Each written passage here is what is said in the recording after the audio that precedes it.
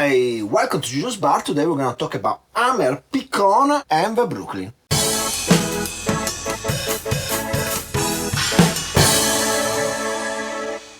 So the Amer Picon is one of those light Amari from France. French people apparently drink it with beer, and it's one of those things that change many recipes throughout the years. When it was first developed and it found its way inside classic recipes like the Brooklyn, one of the classic cocktails named after one of the boroughs of New York, it was a different beast. It was stronger and more intense. During the years, they reformulated it to become lighter and lighter, until nowadays it has only 18% ABV. Some people, namely the YouTube channel Truffles on the Rocks, made a deep dive into the origins of the recipe and how it used to taste. And he offers some alternatives to recreate the original flavor. Also, in some countries, this new Amer Picon is not even available, so it makes it difficult to mix some classic cocktails. Now, after watching Truffles on the Rocks video, I went into a deep dive myself. I ended up buying one Amer Picon made nowadays. Then I went on to recreate the recipe he proposes a substitute, which is 6 parts of Quina Bigallet, 6 parts of Suze, 1 part of Cointreau, which I substituted with 1 part of dry curaçao from Pierre Ferrand, and 1 part of the orange bitters from Angostura. I mixed it and then I compared it to the Amer Picon on sale right now. And let me share what I found in this research. So let me pour first some Amer Picon with the orange label. That's what's available nowadays, 18% ABV. And then I'm gonna pour the recipe by Truffles on the Rock. And let's compare the two of them. First of all, the Amer Picon, light on the nose, lots and lots of orange and a small amount of ginseng. And it kind of coats your mouth with this almost brown sugar feeling. The recipe from Truffles on the Rocks, sharper, a lot sharper on the ginseng, which you might know I'm not super fan of. And really nice. I can taste actually the bitter from Angostura with that almost almond-like flavor. A stronger version of the Amer Picon available nowadays, but also a bit different of a flavor profile. I thought this version from Truffles on the Rocks was missing a bit on some flavors in this orange Amer Picon, which I liked, especially the Demerara sugar flavor. So I mixed my own alternative.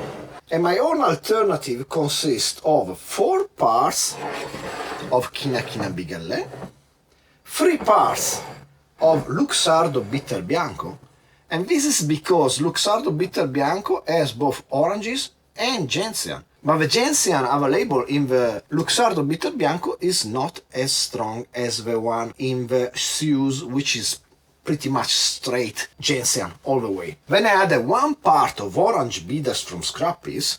I don't have much left anymore. That's why I'm not mixing a new batch right now. And to round it off and give it that deep caramel, cocteau, demerara, sugar flavor which I found missing from Truffles on the Rocks recipe, I added 1 part of Liqu. This licorice liqueur is 23%. Probably you can substitute other licorice liqueur. And let me just pour some of this mix I made and let's taste it side by side with the others Amer Picon alternatives. A sharp orange on the nose, almost like the one from Amer Picon available nowadays. Lots of ginseng and orange on the mouth too, but definitely less sharp on the ginseng component, which is what was pressing me most. So basically in the end, mine is also, I think, a good alternative to the Amer Picon. It has the same basic ingredients as the alternative offered to you by the Truffles on the Rocks recipe, just using different bottles. In my case, I really didn't want to go back and buy more orange bitters from Angostura, so I used what I had available. I think the addition of the licorice liqueur rounds off the flavor a bit and makes it taste a bit more toward the Amer Picon available nowadays. Now, with all that said, let's mix some cocktails. And what I'm gonna do, I'm gonna mix two Brooklyns.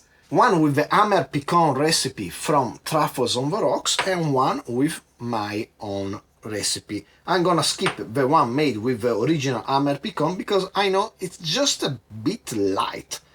The small amount of Amer Picon we need for the Brooklyn doesn't really work that well if you use the contemporary Amer Picon. So let's just start first with the one from Truffles on the Rocks. I'm gonna do 5 milliliters of Amer Picon substitute, then 5 milliliters of Luxardo Maraschino.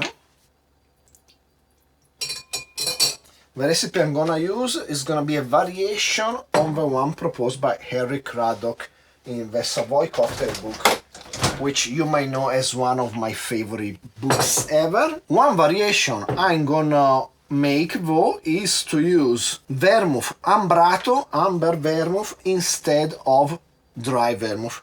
I just like it better. It hits the spot, this amber vermouth. A bit sweeter than the bone dry Carpano I usually use. So it was 22.5 milliliters of this vermouth, and then we finish with 45 milliliters of rye whiskey, and I'm using this Wiseman, which I quite like. 50% ABV. Let me get some ice. And let's give this bad boy a stir.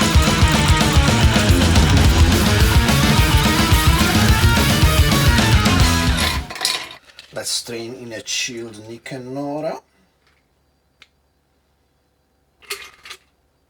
Let me put this on the side while I quickly prepare the version with my version of the Amer Picon. So let's start with 5 milliliters of my recipe, 5 milliliters of maraschino, 22.5 of amber vermouth, and 45 of rye whiskey.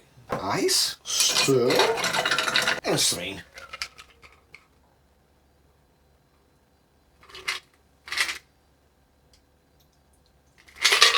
And there you go, two pretty much identical Brooklyns, one with the Amer Picon reproduced through the recipe of Truffles on the Rocks, and one with my recipe.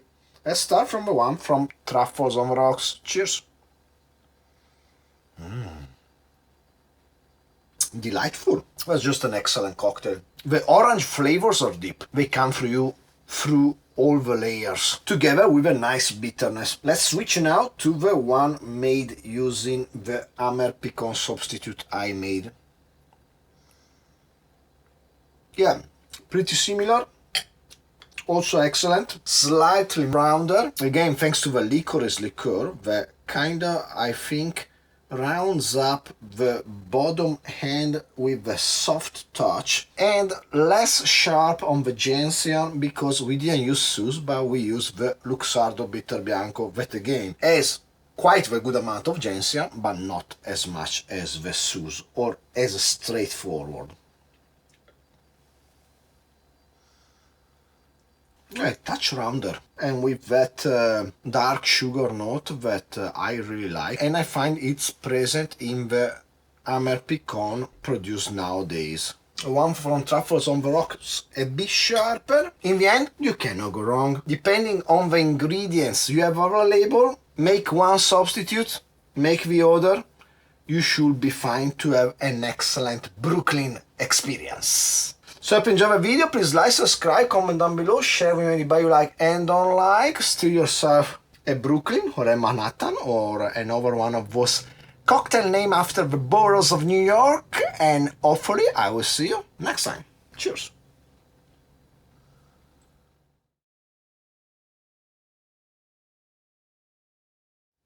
So about the cocktails named after the 5 boroughs of New York, we have Manhattan, which is my favorite cocktail.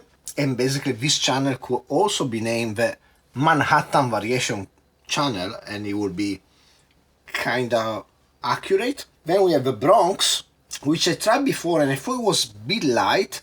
I really think if you ever make a Bronx, which is dry gin, rosso vermouth, dry vermouth, orange juice and orange bitters, the best way to do it is with navy strength gin. Maybe that's better, because otherwise it's just a bit too light.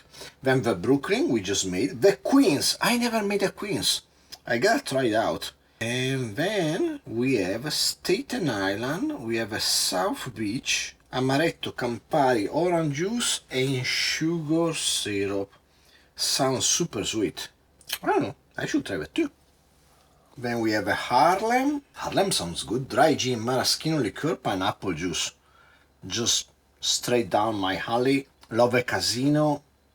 Dry gin, maraschino, it's perfect. Gotta try Harlem. Greenwich Village is basically a New York sour, slightly tweaked. Little Italy. I made a video on Little Italy, no? I think I made a video on Little Italy. It was okay. Wow, there are a lot. So those were the Manhattan neighborhood cocktails. Then there is Brooklyn neighborhood, and there are a lot more. Bay Ridge sounds pretty good. Rye whiskey, dry vermouth, Benedictine, plum brandy. Aromatic bitters and orange bitters.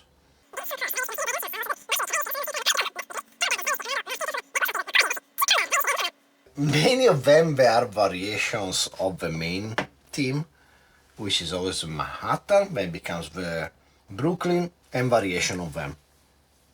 Most of them are good, probably.